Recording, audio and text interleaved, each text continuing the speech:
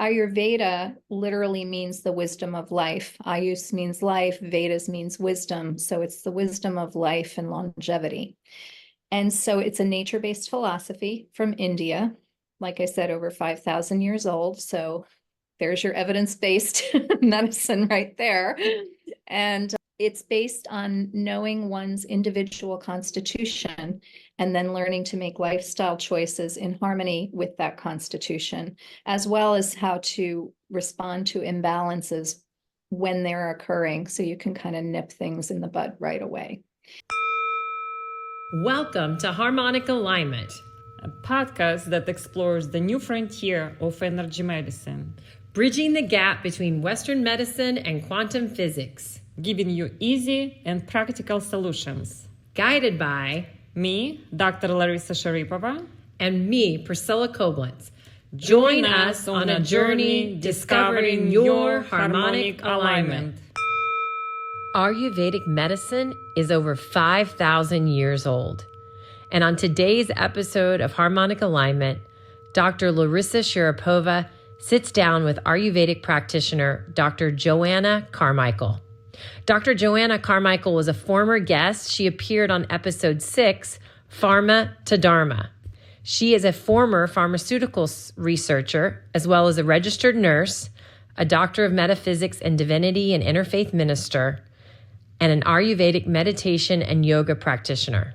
She studied with Dr. Deepak Chopra and Dr. David Simon, as well as spending time in India studying Ayurvedic medicine. This is a wonderful introduction to this unique healing modality that isn't just what you eat, but treating you as a whole person, body, mind, and spirit. Enjoy this episode on Ayurvedic medicine. Reserve your spot today on the Tuscany Transformation Retreat, June 15th through the 21st, 2025. Reconnect with your inner beauty, power, and abundance. Come join Dr. Larisa Sharipova and myself, Priscilla Koblenz, for 6 nights and 5 full days in the beautiful Tuscan countryside. We'll be staying at a villa that has a gorgeous swimming pool and hot tub, a Turkish bath, as well as this amazing yoga studio overlooking the olive trees and the vineyards. We'll offer daily yoga, meditation, breathwork, sound healing, spa treatments, a Tuscan bike ride, a pasta cooking class, olive oil and wine tastings, as well as amazing, amazing food. For more detailed itinerary, check out our website and reserve your spot today. We've got 9 spots available. Today we have a second interview with Joanna, my friend and colleague, and today we will be talking about Ayurvedic medicine. And I would like to hear again Joanna's story. You were trained conventionally as a registered nurse, but you convert to Ayurvedic medicine at some point in your life. So I would like to know, first of all, why you choose to go to Ayurvedic medicine. Well, thanks for having me on again. I really appreciate it. I love talking to you. Yeah, I'm trained as a nurse. The last interview that we did, I went a deep dive into my story, but I was traditionally trained as a nurse. So allopathic medicine, drugs, surgery, radiation, it's all that we have to offer. I think I had a half a semester of nutrition and certainly no other courses in anything that would even resemble holistic medicine. But nurses were taught to give back rubs and bed baths and, actually touch patients, because when I was a nurse, we actually had to calculate our IVs and set the drips by hand. And now it's so highly mechanized, I wouldn't even know what I was looking at. It's changed so much. I don't think for the better. It's so highly mechanized at the hospital that we don't touch people anymore. And I think touch, especially from a nurse, is incredibly important. Like when I'm taking vital signs from somebody, I'm touching them. I have my hand on their back or their arm, and I'm making a connection with them, a therapeutic connection. And I think that's really, really missing in the hospital setting and in doctors' offices. Everything's gotten so high tech. It's not healing. The aim is to cure, but it's not healing. So when I was studying metaphysics, it was natural to start to study alternative therapies. And so I learned about Chinese medicine and homeopathy and Reiki and energy medicine. And when I learned Ayurveda, which was through Deepak Chopra, who was a teacher of mine. I was getting ready to leave the pharmaceutical industry, and I was very frustrated with it, and I was staying in it for the money and the perks. And this email came in my inbox that said Ayurveda, ancient wisdom for modern day, or something like that. And it was a retreat at the Chopra Center where Deepak Chopra and David Simon had started. And when you get that pull towards something that, it's like, oh, I really need to know more about this. So I went for a long weekend to California, and honestly, I felt like I was home. I knew very little about Ayurveda, but when I heard the deeper aspects of it, I honestly felt like I was home, and I'm certain I had past lives there in India and probably did Ayurveda before, which is probably what gave me that sense of home. And I signed up to be a teacher before I left. I wrote a very big check and signed up for their certifications, and I ended up doing the Vedic Mastery Program. I was still doing pharmaceutical research, so those two worlds coexisted, where I got to see all the choices on the healing spectrum. And so my pull toward Ayurveda was very, very strong. And so that's what I do now. It was your calling. I think so. Tell us, maybe some people are not aware or not know exactly what Ayurvedic medicine is, where it's originated and how it's practiced. Absolutely. I do think it needs to be demystified, because like Chinese medicine, which is two English words, Ayurveda is a Sanskrit word. Most people know what Chinese medicine is, or at least that it includes acupuncture and herbs. But Ayurveda, like Chinese medicine, is over 5,000 years old. They have very similar qualities, but it is a different system. Ayurveda literally means the wisdom of life. Ayus means life, Vedas means wisdom. So it's the wisdom of life and longevity. And so it's a nature-based philosophy from India. Like I said, over 5,000 years old. So there's your evidence-based medicine right there. And it's based on knowing one's individual constitution and then learning to make lifestyle choices in harmony with that constitution, as well as how to respond to imbalances when they're occurring, so you can kind of nip things in the bud right away. To demystify it, it's really, in a way, very, very simple. It's based on the 5 elements of creation: space, air, fire, water, and earth. So everything in creation is made up of varying combinations of space, air, fire, water, and earth. So like the solidity of this desk, is more earth than water, and it's solid and stable and hard, while thought is space and air. So you can see the contrast. And then there's water. Water is in the middle. And from those 5 elements, the 3 doshas, or constitutional mind-body types, are derived. So space and air combine to form the vata dosha, fire and a little bit of water, the pitta dosha, and then earth and water, the kapha dosha. So you have 3 constitutional types. All Ayurveda is doing is taking the quality of those elements and using the energetics of those to get feedback on what you should do for your body, your mind, your heart, your spirit. And so by responding to these things right away, you get to make lifestyle choices in harmony with your type rather than against it. So for example, a kapha type person who's made up of more earth and water, we all have the 5 elements within us, and they govern different things in the body. But if somebody is predominant in earth and water, that's going to be a more solid, stable, hefty person. And I'm not talking about weight. They may weigh more, but it's not about like weight loss and weight gain. While a vata person on the total other end of the spectrum, made up of mostly space and air, is going to be more longer, lankier, less muscle mass. They're going to be lighter. We lovingly say they have 2 feet planted firmly in the clouds because they're not grounded, because there's not a lot of earth and water going on. And then the middle dosha is pitta, which I like to think of it as a fire pit. So that's fire and a little bit of water. So that's somebody that has a constitution that's more of a medium build. There's loyalty and intelligence and leadership, and they're fiery and they want to get things done and they're ambitious.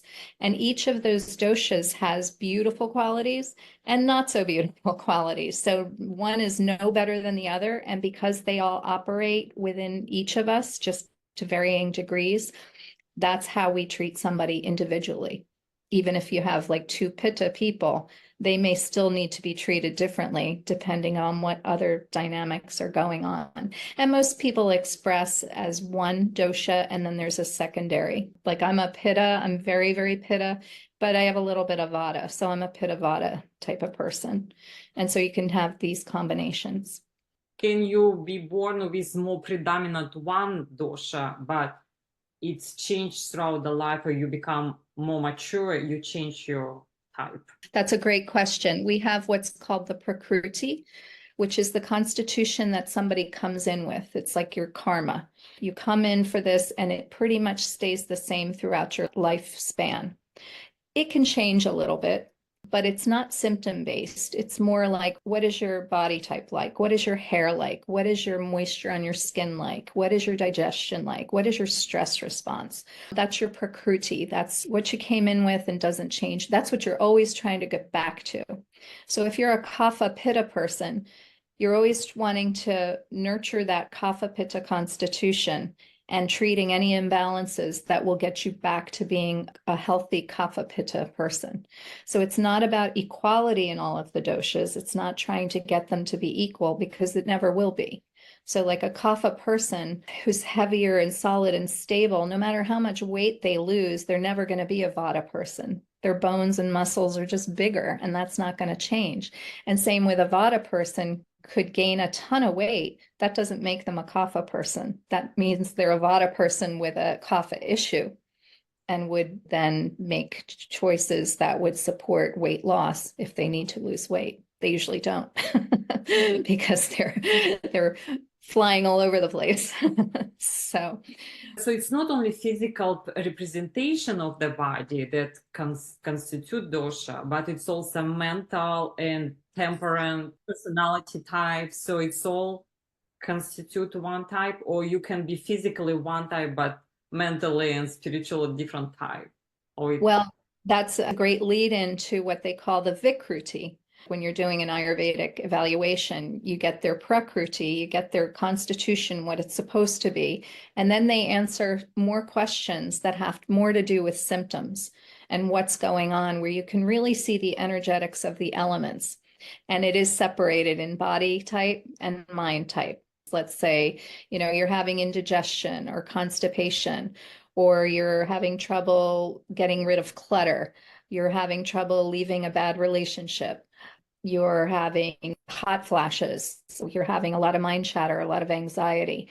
So once you do that part, that shows exactly where the imbalances are. And then we take those energetics of the elements. So for example, anxiety, if somebody's like having a lot of mind chatter, they have insomnia, they're not sleeping, they can't finish a project, they can't get the digestion right, they're very sporadic eaters.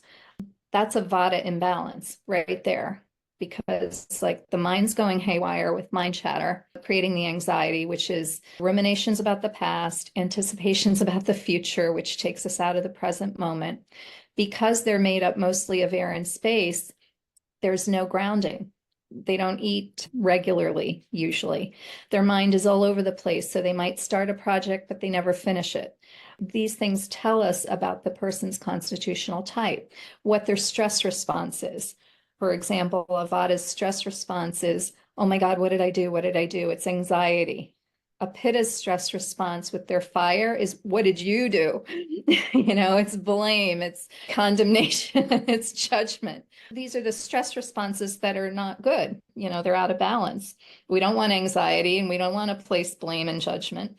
And then a Kapha stress response is, I want to pull the covers over my head and not deal with it. Like, you can start to think about people and what their constitution might be based on just their stress response. And so when you work on those levels, like for a Vata person, you want to calm that anxiety down first. You want to calm that mind chatter down so that they can focus. You want to get them eating regularly, sleeping regularly, grounding them to the earth, because they've got 2 feet planted firmly in the clouds. But they all also have their great points. Vatas are extremely creative, enthusiastic, happy people usually to be around. They were brimming with ideas, life of the party. Pittas are more like leadership. intensity, want to accomplish. Kapha is more loyal, devoted, process-oriented. They're slow to learn and slow to forget. Pittas are in the middle. They are intense, so they like information. And Vatas are quick to learn and quick to forget. So they all have their things, but each of the elements governs some part of our physiology and our mind.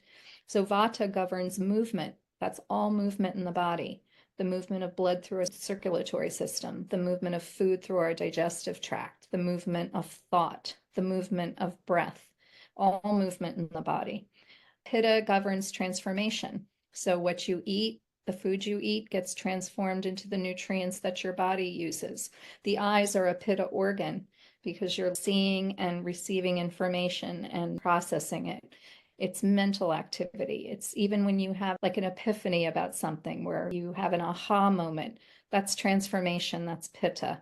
And then Kapha governs protection and stability. Think of mountains and the earth and the ocean. It's solid, it's stable. Without our musculoskeletal system, we'd be in a puddle on the floor. It's the fluid that surrounds our brain, the fluid that surrounds our heart, the cerebrospinal fluid, the moisture that helps our food digest. We all have all of it. It's just in varying amounts. As I understand, when you distinguish a person with specific doshas, the goal is to bring them to balance, right? That's how you work with clients. What balance means to them. Not equality in the doshas, but what balance means to their constitution. You're not trying to change that constitution. And you mentioned something about the mental part of different constitutions. So, for example, Kapha would never have an anxiety because it's more Vata disbalance. That's how I understand it, right?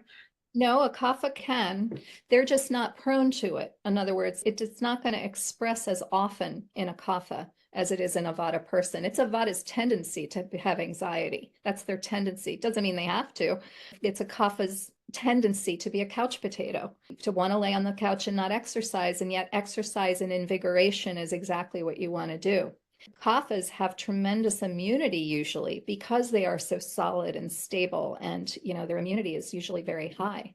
How we treat each one, it's like Vatas, you want to relax them. Pittas, you want to cool, and Kaphas, you want to invigorate them. Even what exercise that you choose makes a difference. Like Pittas should stay away from competitive things. And yet I love to play tennis and I'm very competitive on a tennis court, but I'm not competitive in my life or my business because I really don't believe in that. But to express that competition, I play tennis. Pittas are more suited to swimming and skiing and things that are cooler. And Vatas, it's more about calming down that frenetic energy. And Kaphas, as long as they can get off the couch, they can do anything. So even how you would teach them to eat or how to fast, Kaphas could fast for 30 days if they wanted to. Vata, you wouldn't let them fast for more than like 12 hours, if that. It's too ungrounding. So what's good for one is bad for another. And then getting to your point about the depression, it's like in allopathy, Western medicine, it's like you treat depression, you give drugs. In Ayurveda, it's Kapha depression, Vata depression, or Pitta depression. And they all represent differently, right? Present differently in each person. Yes. So everything is dosha specific. Arthritis is another great example. Vata arthritis expresses as very dry, cracking joints and cold. Pitta arthritis manifests as inflammation and heat. And Kapha arthritis, the joint is cold, but there is swelling and congestion in the joint. So you would treat all of those differently. Vata, because they're air and space, there's no water on earth. And so lubrication becomes incredibly important. And that's why we have, Abhyanga, which is a self-massage with oil, and lubricating the joints, lubricating the physiology. We oleate inside and out and everything, even our eyes. So that's a big part of Ayurveda. Ayurveda is more connected to the environment, right? Tell me more about how we connected to the outside. We are all constant and dynamic exchange with the environment, and we view the environment as an extension of our physical body. You have the different levels of the physicality of the body and the environment, and we breathe out CO2 and the trees take it in, and the trees give us oxygen and we take it in, and there's this exchange. The layers of that are called koshas, or coverings. From the physical, the very physical aspects of our body, we go into the mental. And the mental is like our thoughts, our knowledge, our ego. It starts the beginning of our connection, our choices, our desires. I like this, I don't like this. I want this, I don't want this. And then at the level of the soul, there's the individual soul, the collective soul, and the universal soul.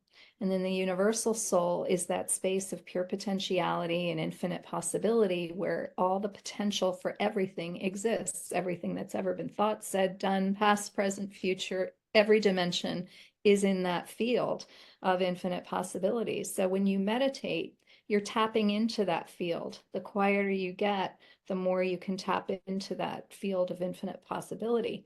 The collective soul is like us all together on this planet. And the individual soul is like your individual karma, what you came here to do, your karma and your dharma. Tell me more about karma. Karma is a Sanskrit word that just simply means action. And so for every action, there is a reaction. We don't have to be victims of our karma. There are certain things we came here to do, but it doesn't mean that we have to live at the mercy of that things. It's more of how we respond to them and what we do about it. If you break your leg doing something, playing a sport, you can be a victim and whine and say, poor me, and blame the other player, blame the court, blame something. Or you can say, okay, this happened to me. It is what it is. How am I going to respond to it? And maybe you invent something that helps your healing. Or you realize that maybe I was moving too fast and I need to slow down. Injury and illness as a messenger rather than just a symptom to treat. Karma can boomerang back immediately, or it can boomerang back in 500 years. From a Vedic standpoint, this is why we continue in the cycle of life, death, rebirth, life, death, rebirth. We can stop that cycle, but we keep creating karma. So it's like bringing that kind of mindfulness and that kind of attention to the unconscious and bringing it to the surface. Because, let's face it, we've all been in patterns where we do what we do, but we don't always know why we're doing it. We have repetitive patterns that sometimes go back for past lives. So it's, getting to the bottom of that and asking the questions in meditation. What do I want? What is this here to tell me? What is my dharma or purpose? And especially as it relates to health and well-being, from being on a healing journey yourself, trying to problem solve teaches you a great deal. Your karma there is that you're taking this stuff that happened to you and helping other people with it, and making it more personal. And also maybe if you think about karma, so you won't do bad things because we know what you put in the world, that's what you receive back. That's your karma. If you do something bad to somebody or to something, it's going to come back to you as a karma. But when we live in this physical life, physical body, we think only about this moment. Oh, whatever's happening in the future, or whatever's future generation, or whatever our soul travel in. Most people are like, yeah, we just live now and we take whatever is possible right now. Yeah, without any attention to the consequences of our choices. And if you do choose to hurt somebody, we're human beings. We're very complex. We hurt each other intentionally, hopefully unintentionally, but sometimes we do hurt people. But sometimes that's also a karmic situation that needs to be worked out. And so if we can refrain from judgment, that's really the best thing that we can do, because when we're judging things, good, bad, right, wrong, and putting that on other people. Even our self-judgment too. Oh, that's the worst. We judge ourselves probably the most harshly. When we get to an understanding of that people are the way they are for a reason, or they're doing what they're doing for a reason. It's like once you understand Ayurveda and the person's constitution, why does your spouse need the covers on all the time? Or why does your spouse need the window open all the time? Because they're hot and this one's cold. They're not trying to be a pain in the butt. It's just that that's their constitution. It brings that kind of understanding that we are the way we are for a reason. And if we can just be more tolerant and understanding and know that we have these missions to fulfill here, we have karmas that we have to work out, we have a life purpose and a reason for being here, and part of a collective mission, especially at these times. But what's also fascinating is that there's doshic parts of the day, there's doshic times of the year, there's doshic times of the lifespan. And so the kapha time of the lifespan is from birth until like your 20s. And if you think about the illnesses that kids have, it all has to do with congestion. Congestion is kapha's sticking point. You always want to keep them without congestion.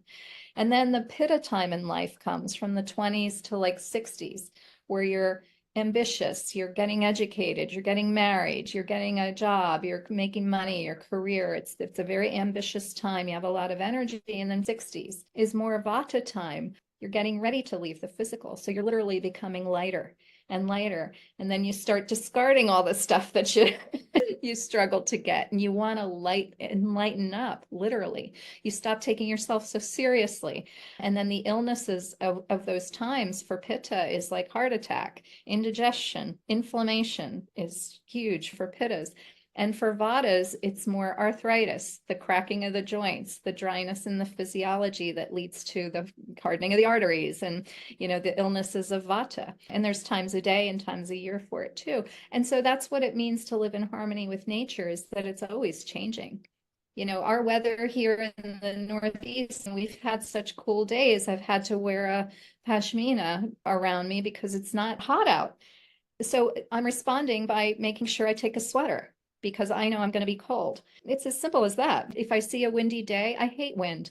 I know that I need to cover my face because I don't like it. And so it's those little responses. I just ate this. My stomach doesn't feel right. Or in 4 hours, it doesn't feel right. And responding and saying, maybe I shouldn't eat that again. Or maybe I shouldn't eat pizza at midnight, when I'm supposed to be sleeping. That's it in a nutshell. It's very complex, but it's not that hard to learn once you understand the energetics of the elements. We just need to learn awareness. We need to be aware about our awareness first, right? Be aware that we're aware. Exactly. And sometimes you have to start from there. And when we become aware, you want to know more and more. That's how I learned. I came from surgery, and now I'm doing energy medicine and everything between. So I open my mind and become aware of something, why it was happening to me. And that's when, like, snowball effect, like, I want to learn more about this and this and that. You can start changing your trajectory on your health, on your life, on relationship. You just hit the nail on the head. And meditation is the cornerstone of Ayurveda. So once again, it starts there. It starts with being quiet, taking time in meditation or prayer. I think prayer is talking to God. Meditation is listening for God. People say their prayers aren't answered. They may not be listening. We have 70 to 80,000 thoughts a day. Most of them are not productive. When we can quiet that internal chatter and that emotional chatter, what's left is your soul. That's the part we get to take with us. And yet we spend so little time there.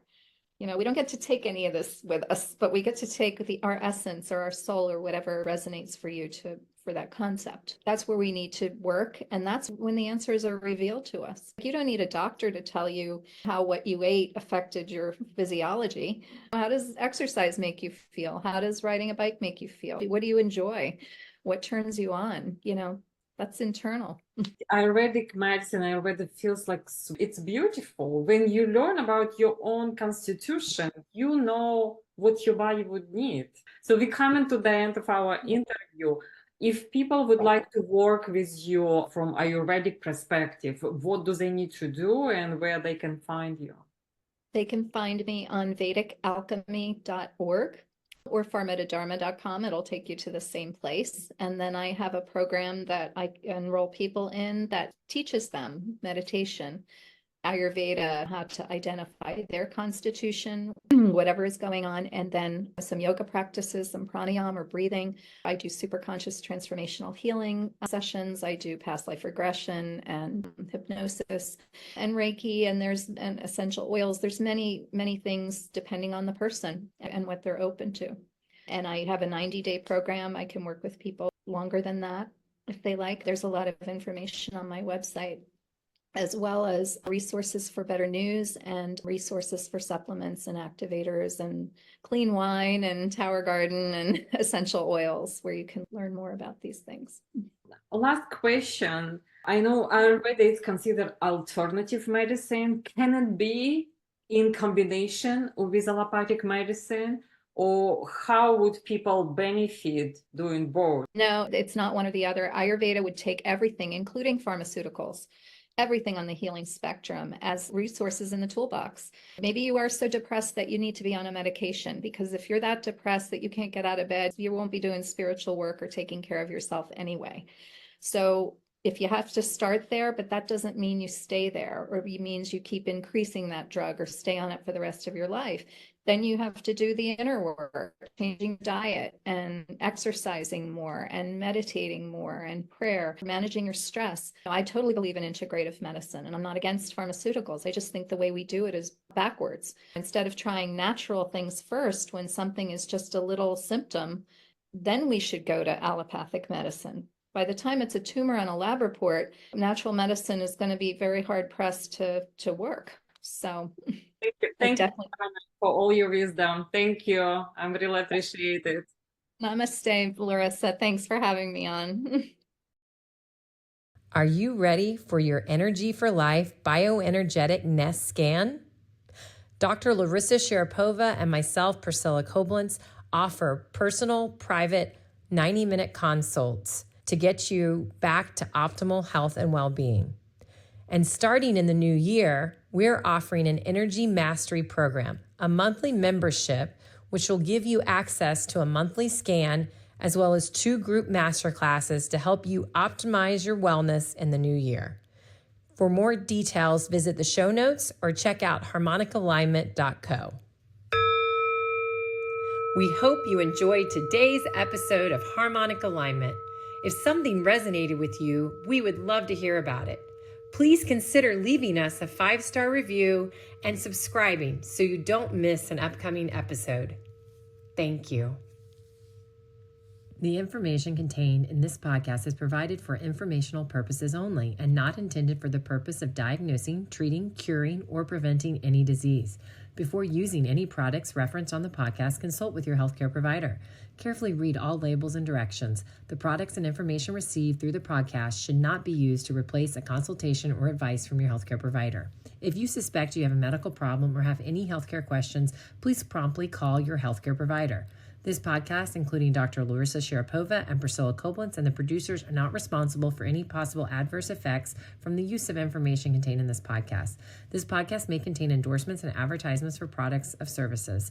Individuals on this podcast may have a direct financial benefit to the product or services referenced.